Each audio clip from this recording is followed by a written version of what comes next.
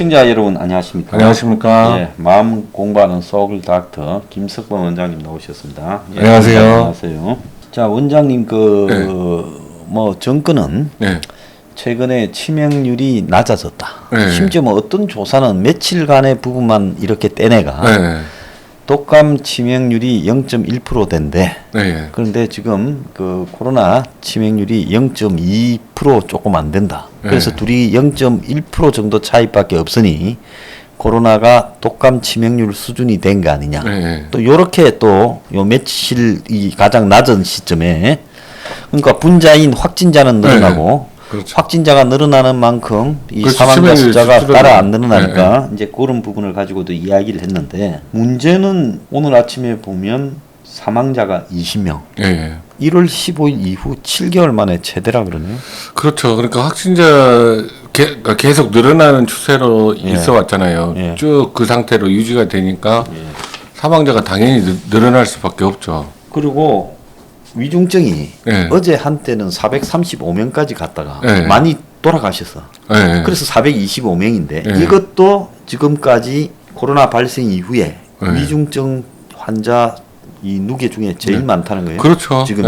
자, 그래서 K 방역이 붕괴가 아니냐 이렇게 이야기가 나오는데 그러니까 분명한 거는 뭐 이게 델타 바이러스거나 백신 여부나 이런 게 관계없이 확진자가 늘어나면 거기에 걸맞게 위중증이 늘어나고 사망자가 늘어난다는 건 일정한 시차를 두고 그렇죠. 확진자 늘어나면 한 열흘 있다가 위중증이 늘어나고 또 열흘쯤 있으면 사망자가 늘어나는 그렇죠. 이게 지금 거의 패턴화되고 있다는 게 그렇죠. 나타난 거 아니겠습니까? 그렇게 될 수밖에 없어요. 그러니까 확진자가 늘면 그 중에서도 위중증 환자 당연히 일정 포션을 차지하기 때문에 위중증 환자가 늘어날 수밖에 없고 또 위중증 환자가 늘어났다는 것은 그만큼 상태가 안 좋은 환자니까 돌아가실 확률도 더 높아지는 거죠. 그래서 오늘 20명이 돌아가신 걸로 나왔는데 이제 저는 지금보다 이제 찬바람 부는 가을 겨울이 본격적으로 겨울이 시작되면 어떤 사태가 벌어질까 그게 제일 걱정입니다. 그러니까 베이스라인은 계속 그 확진자 베이스라인이 계속 올라와 있는 상태잖아요. 그러니까 떨어져도 베이스라인이 어느 정도 유지가 될 거거든요. 그 상태에서 추운 겨울을 맞이했을 때 과연 지금 현재 간당간당한 상태의 의료 체계가 붕괴되는 상황까지는 아니고 지금 위중증 환자가 420 몇 명이라고 말씀하셨는데 그게 이제 그 전문가들 사이에 돌아다니는 이야기입니다. 정부 발표로는 800 몇 베드가 위중증 환자용으로 있다라고 이야기하는데 실제로 사용 가능한 거는 500베드 정도밖에 안 된다라는 인력이랑 장비 이렇게 다 돌아가는 상황을 보면 그렇다라는 이야기가 전문가들 사이에 돌아다니는 걸로 알고 있거든요. 그러니까 충청도나 대전은 위중증 병상이 하나도 없는 걸로 알려져 있고 간당간당한 상태예요. 그리고 거기에 근무하는 의료진들이 너무 지쳐 번아웃 되기 직전 상태라서 지금 굉장히 힘든 상태입니다. 그러니까 그 사람들이 잠시 뭐 몇 개월 내에 끝날 줄 알았는데 지금 이게 1년 6개월, 1년 8개월을 이어오고 있으니까 너무나 힘든 거죠.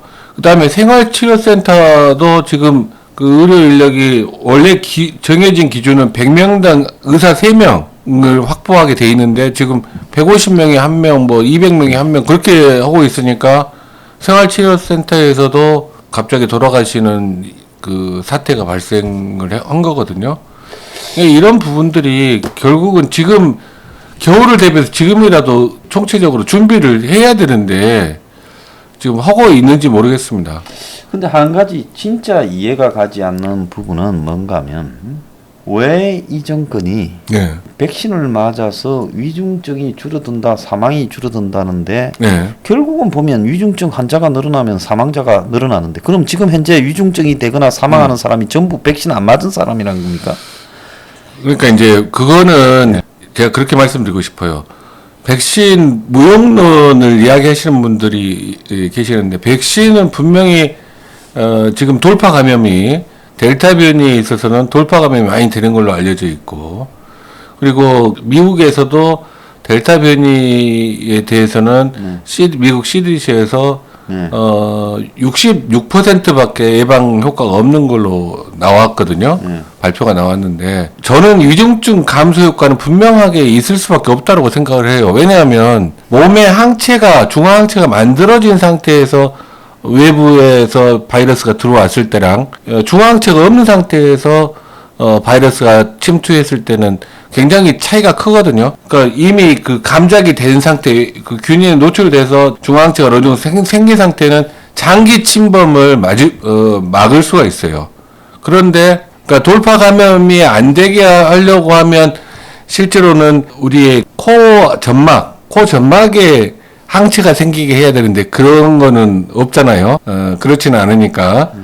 그러니까 혈액 내로 바이러스가 침투해서 각종 장기에 문제를 유발시키지 않도록 하는 데는 중화항체가 굉장히 중요한 역할을 하기 때문에 어찌 됐든 간에 저는 제 지인들에게 백신은 꼭 맞아야 된다라고 이야기를 하고 있습니다. 자, 그런데 이제 미국은 지금 한 75% 네. 맞은 쪽으로 가는데 네. 미국에서 지금 뭐 한 많을 때는 네. 30만 명, 네. 지금 적을 때는 하루에 한 14만 명 이래 걸려요.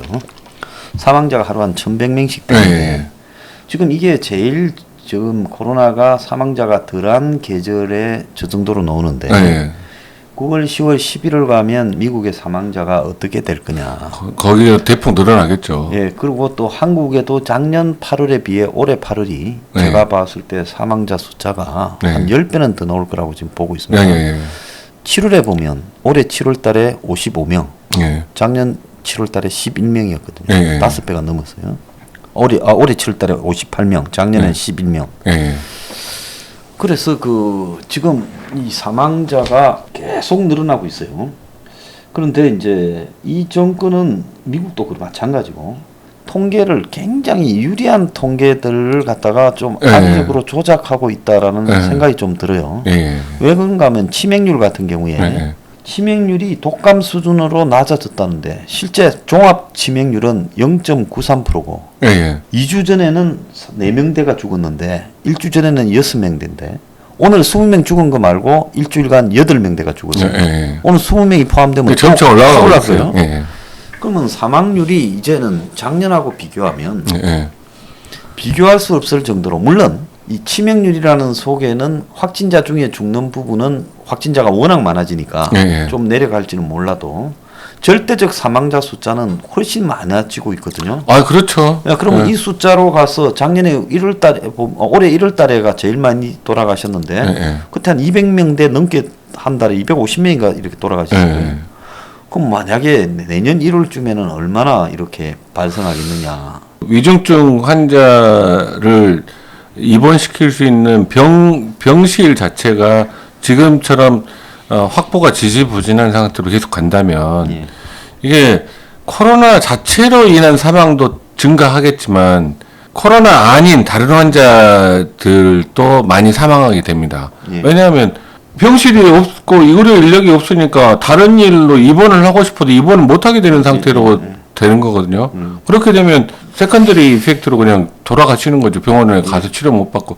그런 부수적인 사망까지 따지면 지금 현재 이 상태에서 위드 코로나를 하겠다라는 거는 어불성설이에요. 말이 안 되는 이야기예요. 그리고 만약에 위드 코로나를 진행하면 엄청나게 사망자가 폭증하고 결국은 대에서는 해보나 마나 하게 될 상황이 올 수 있어요. 자기들 내부에서 네. 위드 코로나에 대해서 당에서 논의를 했는데 네. 몇몇 의원들이 대선 직전인 1, 2월 달에 네. 엄청난 사망자가 나오게 될 때 대선이 되겠느냐 그런 우려를 많이 그 했다고 그러더라고요. 어떻겠어요? 얼마나 억울한 환자들이 많겠어요. 병실이 없어서 입원을 못해서 집에서 사망하고 길거리에서 병원을 찾아다니다가 차 안에서 사망하고 막 이런 일이 걷잡을 수 없이 나타나게 되거든요. 만약 의료 체계가 붕괴되는 상황이 오면. 근데 지금도 사실상 의료 체계가 붕괴가 시작됐다라고 말을 하는데 네. 이게 위드 코로나로 가서 확진자를 걸러내거나 그걸 발표를 안 하게 되면 아무래도 이제 정권이 확진자를 걸러내는데 소홀하고 네. 위중증 사망에만 집중한다는데 그거는 코로나가 진짜 독감 같아라는 전제에서 하는 거 아니에요? 근데 원장님이 보셨을 때 지금 코로나가 독감 수준이라고 아니 보십니까? 그렇지 않죠. 치명률이 지금 현재도 10배 정도 독감보다 10배 처음부터 지금까지 계속 10배 정도 높은 걸로 확인이 되고 있어요. 그 치명률이 그러니까 1.0% 지금 우리나라 통계도 0.9% 나오지 않습니까? 지금 1.0%로 러프하게 보고 있거든요. 독감은 0.1%고 독감하고는 차원이 틀려요. 그리고 우리나라 지금 항체 형성률이 우리나라 일반 국민들 항체 형성률이 굉장히 낮은 걸로 되어 있기 때문에 지금 이걸 위드 코로나로 가버리게 되면 걷잡을 수 없이 되게 된다는 거는 대다수의 전문가들이 걱정하고 우려하는 바이거든요. 예. 일부 소수를 제외하고는요. 자, WHO가 일부 국가에서 고려하고 있는 위드 코로나 등 방역 완화 조치는 네. 백신 접종 수준과 우려되는 새로운 변이의 확산 상황을 고려해 신중하게 해야 된다. 네, 그렇죠. 그래서 WHO가 매우 부정적으로 이야기를 했어요. 예. 그리고 또 쉽게 신뢰를 볼 수가 있는 게 이스라엘 같은 경우는 백신 접종률이 굉장히 높잖아요. 네. 그럼에도 돌파 감염 사망률도 계속 높게 유지되고 있거든요. 그런 걸 보면 쉽게 위드 코로나로 절대 갈 수 없다. 위드 코로나로 가게 되면 정권이 무너질 것이다. 저는 그렇게 생각합니다. 그러니까 병원을 못 가고 죽는 거하고 병원에서 죽는 거하고는 느끼는 그게 틀리거든요. 예. 원장님이 보셨을 때 이거는 이제 재미삼아인데 일주일 동안에 확진자가 몇 명일까? 세계. 예. 대략 몇 명쯤 되실 거라고 보십니까? 일주일 동안에. 지난 일주일 동안 확진자 하루당 확진자는 뭐 60만 그러니까 거의 정확하게 말씀하시는데 일주일 동안에 450만 명이거든요. 그러니까 60만 명 좀 더 된다. 이렇게 이제 봐야 되고 사망자는 6만 8천이에요. 그 전주가 확진자가 440만, 사망자가 6만 6천이에요. 그러니까 우리가 코로나가 제일 기승을 뜰 때 하루에 그 확진자 숫자가 세계적으로 한 85만, 그래가지고 100만 근처까지 간 적이 있거든요.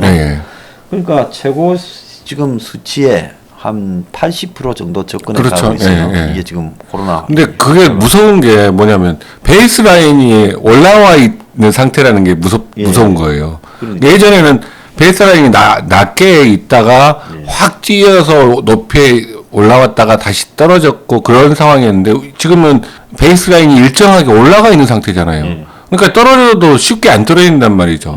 그 확진자 숫자가 확 떨어질 수 있는 상황이 절대로 아닙니다. 그러니까 9월 말에나 10월 초에 뭐 위드 코로나를 검토한다 그러는데 9월 말까지도 지금 현재 한 달 뒤에도 이렇게 지금 확진자 숫자가 1,000몇백 명인데 그대로 유지될 수밖에 없거든요. 떨어진다고 해도 사회적 거리두기를 지금 4단계를 계속 유지해도 1,000명 이상대가 유지될 거라고 저는 보고 있습니다. 근데 이제 지금 4차가 꺼진다 하더라도 9월 말이면 이제 서울에는 찬바람이 있고 그렇죠. 그 본격적으로 가을로 진입하는 중인데 사망자가 계절적 요인으로 늘어날 건데 그래서 이게 무슨 지금 이랬다가 좀 있다가 꺼지는 게 아니라 그걸 무슨 1월부터 12월이 팽탄한 게 아니라 코로나라는 거는 5월경부터 확 내려가가 8월까지 내려갔다가 9월 달부터 서서히 올라가다가 11월 달쯤 되면 확 올라가서 1월 달에 절정인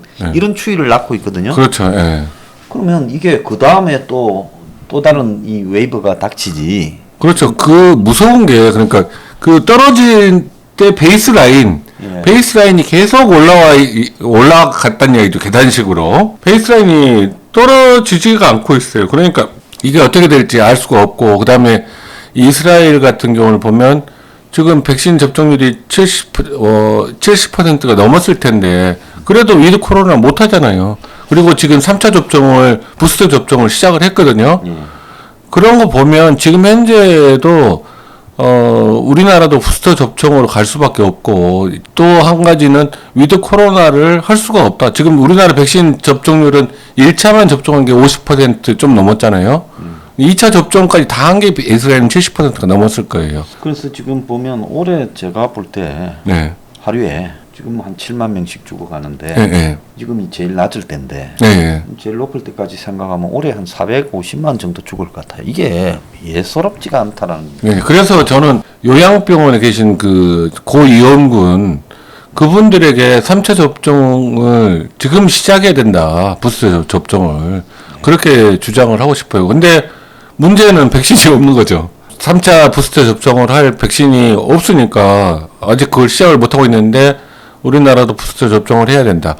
그리고 제가 이제 기대하고 있는 거는 경구용 치료제, 그러니까 머크사에서 지금 삼상하고 있다는 경구용 치료제가 실제로 효과가 있는 걸로 판명이 나고, 타미플루 정도, 독감에서 타미플루 정도 효과가 있는 걸로 확인이 되고, 그게 양산이 되면 게임 체인저가 될 텐데, 지금 현재까지는 9월 달에 뭐 출시된다는 소문도 있는데, 어떻게 될지 전 지켜보고 있습니다. 지금 그게 중요한 게 보고 있는 거고, 만약에 이제 경구용 치료제가 타미플루 정도로 효과가 있고 그렇게 되면 그때는 위드 코로나를 고려해 볼 수가 있거든요. 저는 이제 이 생각을 좀 해보는 게 잘 안 듣지 않겠느냐.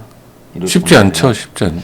지금 생활치료센터에 경증으로 입원한 사람들한테 정부가 그렇게 자랑하던 저기 셀트리온에 항체치료제 럭키네나주를 미겨야 되는데 먹었다는 사람이 하나도 없어요. 그 항체치료제 그게 지금 그렇지 않아도 중증으로 전환을 완화한다고 하고 그리 선전해대면서 코로나의 핵심적인 키라고 하지 않았어요? 제일 문제가 되는 게 인력 문제가 그게 안 돼요.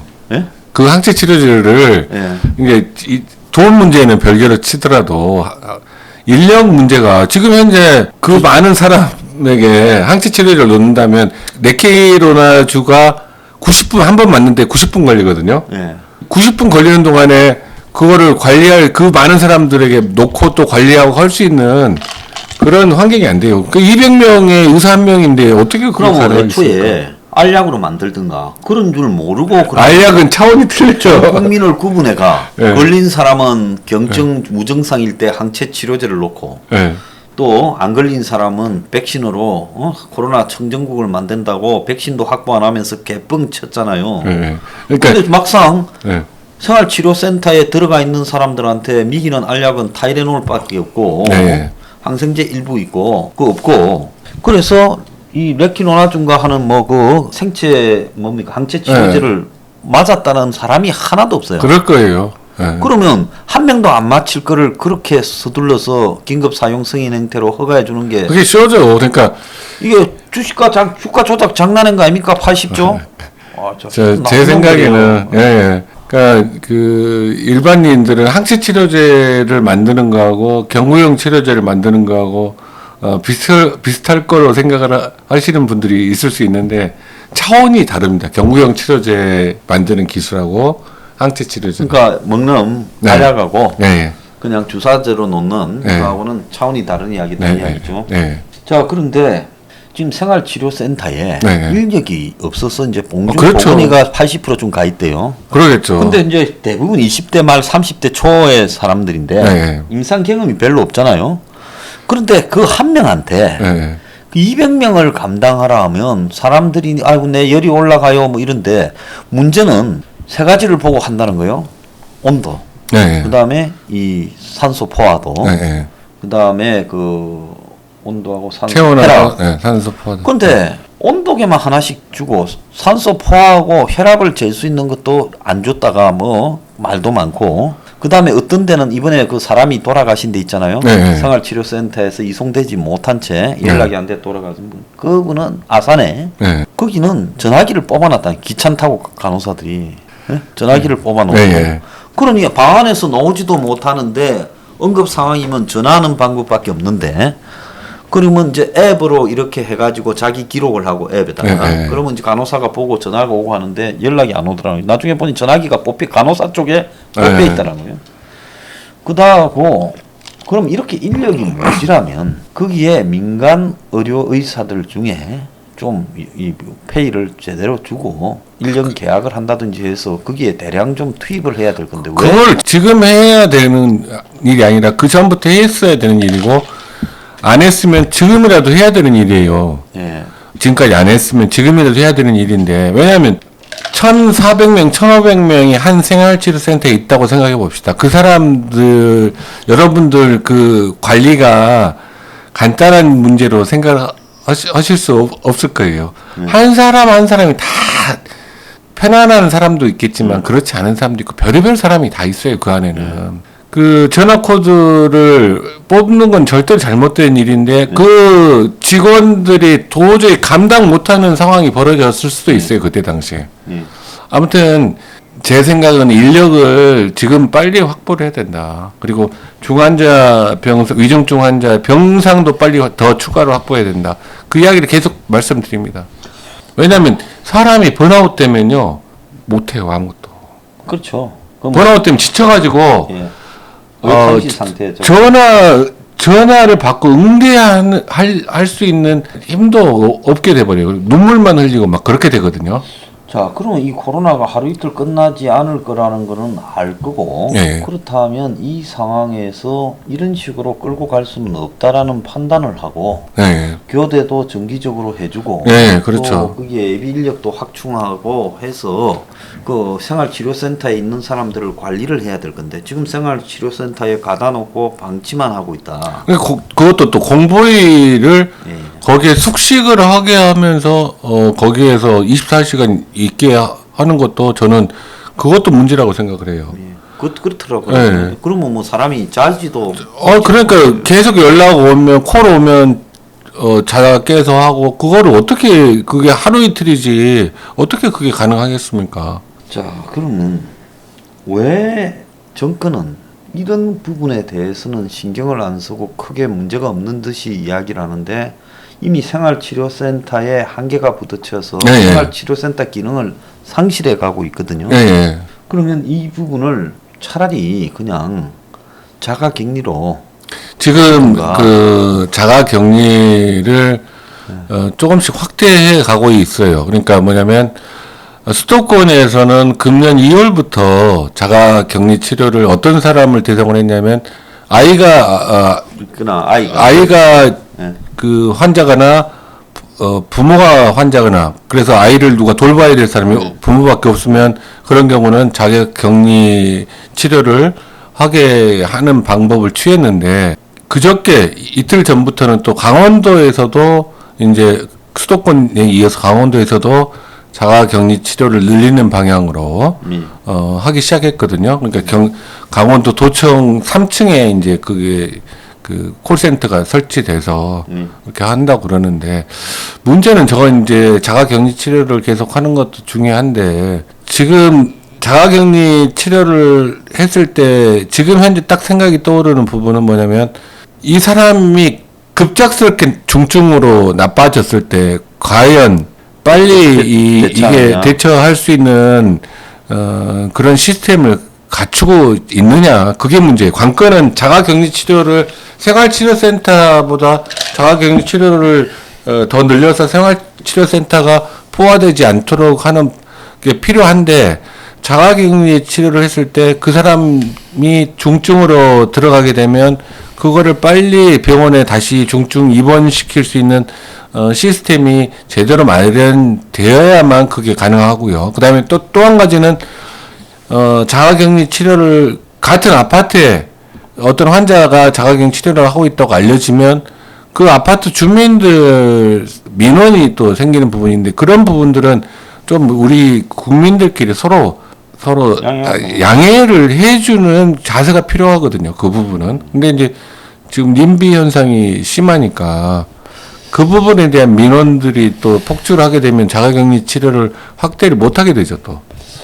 자, 그래서 그 지금 자가격리도 안 된다. 근데 중요한 거는 이제 경증으로 갔다가 격화되는가 하는 것은 이 X선 방사능으로는 잘 안 나온다. 그래서 CT 단층 촬영을 해야 된다. 이렇게 배에 대해서 이야기하는데 그 생활치료센터에 들어가 있는 사람들이 CT 촬영할 기회가 아예 없다는 거예요. 간호사가 그렇죠. 기회가 있어가. 그러면 그 사람이 상태가 악화되는 부분을 그냥 외부적 소견 말고는 속이 어떻게 돼가고 있나를 알 방법이 없는 거 아닙니까? 산소 포화도가 그래서 중요한데 산소 포화도가 확 떨어지게 되면 그건 굉장히 중증이죠.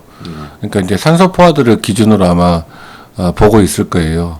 그러니까 이제 CT를 찍을 수 있는 그 생활치료센터가 그냥 그런 병원이 아니잖아요. 그러니까 CT 찍을 수도 없고 CT를 또 찍는다고 병원을 옮겨서 찍어야 되는 과정도 간단치가 않고 뭐 그래서 그럴 거예요. 제가 그래서 지금 생활치료 그러니까 CT를 찍어야 될 것 같은 환자는 위중증 병상이 있고 준중증 환자를 대상으로 하는 병상이 따로 마련되어 있잖아요. 그러니까 중증 환자 병상으로 그런 병원을 옮겨야 되겠죠. 그런 환자는. 그럼 생활치료센터가 비중이 네. 사실상으로 그 28,000명이 지금 넘어가는 것 같더라고요. 네.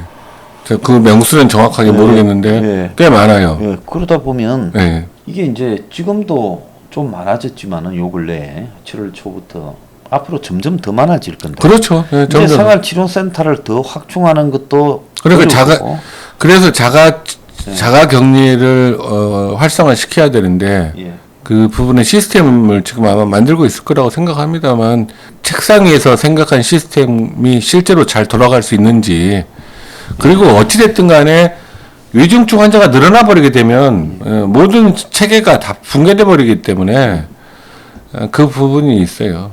자, 그러면 생활치료센터 이 부분을 이제 감당이 거의 불가능한 상황으로 도달하는 것 같은데 네.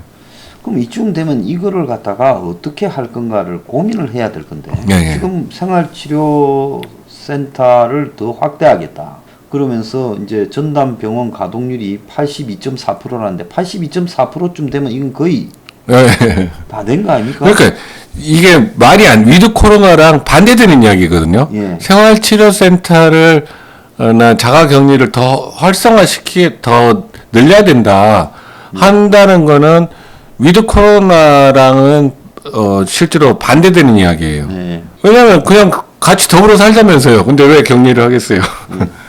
그래서 정부에서도 아마 9월, 10월에 위드 코로나 절대로 못합니다.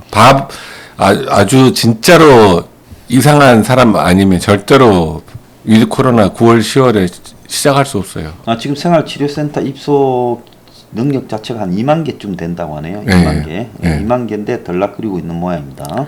생활치료센터 인력 문제가 또 있잖아요. 생활치료센터 지금도 의료 인력이 부족해서 난리인데 생활치료센터 더 입소만 많이 시키면 뭐합니까? 참 이게 진짜 답답한 이야기인데 그럼 돈 있고 여유 있을 때 뭘 하다가 또 이렇게 그러니까요. 그리고 그 예산을 이런 부분에 확대 편성을 제대로 안 한 것 같아요. 작년에 겪으면서도 작년 1년을 겪고 그 다음에 편성을 했고 올해는 코로나가 또 더 심해질 거다라고 생각을 했으면 지금 생활치료센터나 의료인력 지원 예산 또 장비 예산 등을 갖다가 갖춰야 될 건데 아무것도 안 했어요. 그럼 K방역이라는 거는 첫째 기본이 인력, 그 다음에 병실 시설, 그 다음에 이 코로나 대응 장비 이 세 가지가 기본이지 않습니까? 그렇죠. 이 세 개를 재놓고 그 다음에 어떻게 돌아가느냐를 그렇죠. 그 부분에 정부가 돈을 썼어야 되는데 정부 대처가 좀 아니했지 않았나 저는 그렇게 생각합니다. 작년에 보면 간호사들을 파견 간호를 할 때 중환자를 거의 돌보는 능력을 가진 간호사가 20%도 안 됐다 해서 파견 간호사를 가르쳐가면서 하길래 별 도움이 안 된다.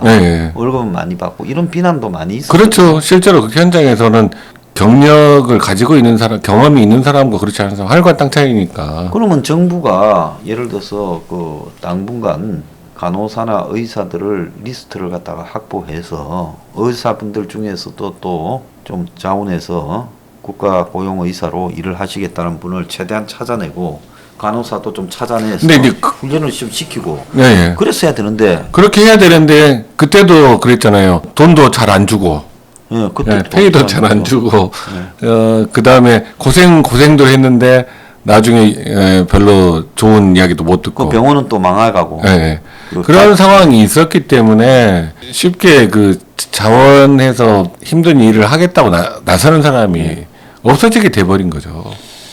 자, 오늘 일단 그 일부에서는 현재 이 K방역 붕괴 조짐에 대해서 여러 가지로 논의를 해봤습니다.